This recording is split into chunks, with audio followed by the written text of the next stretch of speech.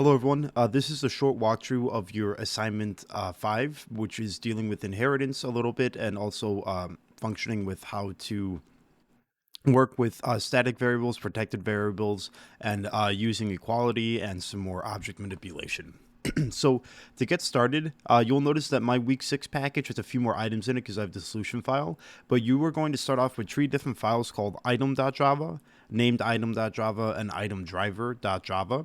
Itemdriver.java will run right away, and if you run it, you'll see that you will most likely get these not implemented and just kind of test results that aren't working out.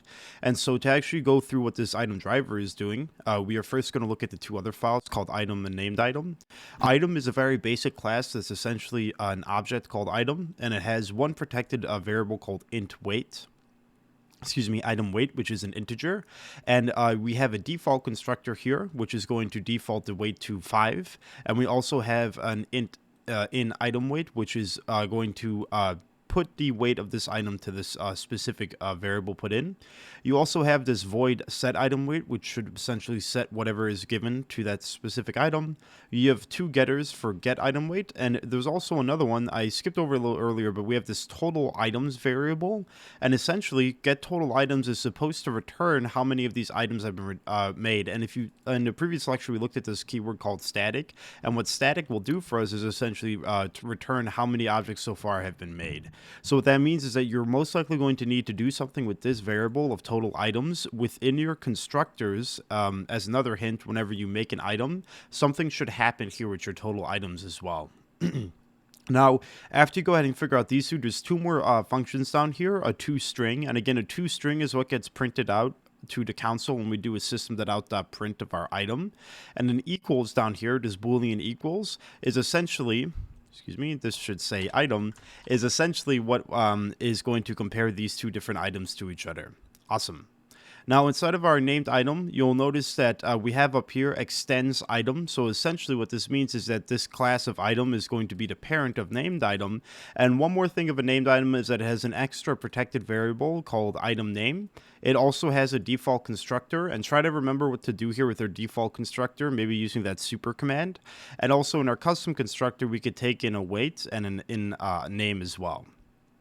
Now, when you actually run your code, you'll notice here that it's all zeros, and you're not getting the solution that you would like. And what you actually want to get here is I'm going to run the solution code.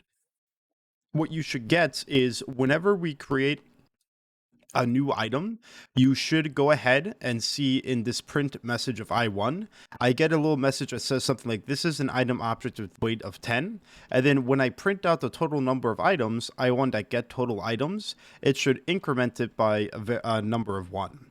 Now, once I create my I2 and I do the same thing down here, you'll notice that I get the proper output. And you can see here that I provide a 15 this time. And then I increase this by 1, so I have 2 total items. And now I have this equality checkment that essentially says, is I1 equal to I2? And right now, because I'm just, the equality statement is how much weight they have, you'll see here that this is false. Now, for my I tree, I set it to 15. My total number goes up, and then I check if I1 is equal to I3, and that is false. And now what I do here is we set the weight to I3 to 10 by using the set item weight function. And now when I check if I1 is equal to I3, that will go ahead and be true. Now, at the very end, you are going to create a different type of item called a named item, and in your code, this will be named item I4, essentially. Down here, named item I4, and after I say named item I4 is equal to this named item of rope and 10, you'll see here that I get an output that says this is a named item object, unlike the this is an item object up here. And I get my weight and my name. And you'll notice here as well, even though this is a named item, when I print out the total items of this named item, I still get the other ones from the previous one as well. And I also have the functionality of equals, even though in my named item constructor class, I have no equals inside of here. It is inheriting the equals method. So essentially, whatever equals method works for these items, it should work for a named item and a regular item as well. So now you can see here that my I1 is equal to I4. And even though these are 2 different objects, my function down here of equals should account for that and work just as well.